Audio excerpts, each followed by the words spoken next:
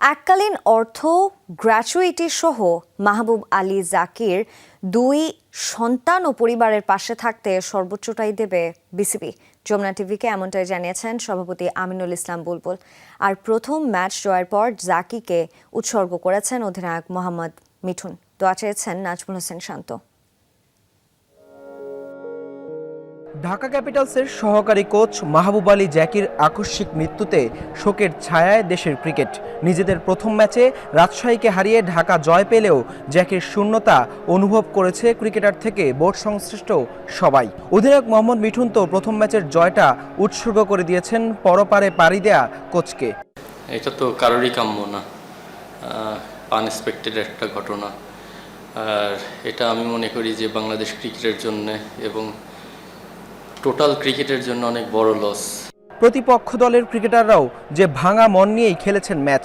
জাকির পরিবারের জন্য সবার কাছে দোয়া চেয়েছেন রাজশাহীর অধিনায়ক নাজমুল হোসেন শান্ত।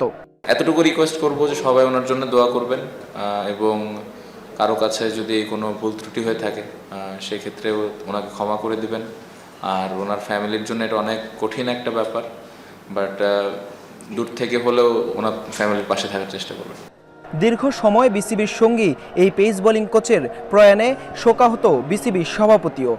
আমার ছোটোবেলার বন্ধু ছিল, আমরা একসাথে খেলতাম। আমার দেখা বাংলাদেশের সেরা ফাস্ট বোলিং কোচ ছিলেন, যেটা বিশ্বাস করতে পারছি না। এটাও মেনে নিচ্ছি, এটাই জীবন। আজকে পুরো প্রক্রিয়াটায় প্রথম থেকে ছিলাম, কিন্তু আমরা বাঁচাতে পারিনি জাকিকে। বিসিবির দায়িত্বে থাকায় নিয়ম অনুযায়ী সবকিছুই পাবেন স্বনামধন্য এই কোচ। তবে তা ছাপিয়ে তার পরিবারের পাশে থাকতে সর্বোচ্চটাই দেওয়ার কথা জানান আমিনুল ইসলাম বুলবুল।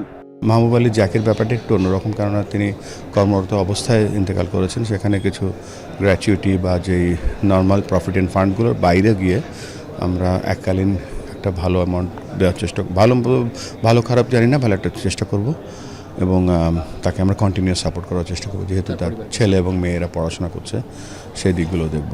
এর আগে ঢাকা ক্যাপিটালসের পক্ষ থেকে পরিবারের পাশে থাকার প্রতিশ্রুতি দেন দলটির নির্বাহী কর্মকর্তা।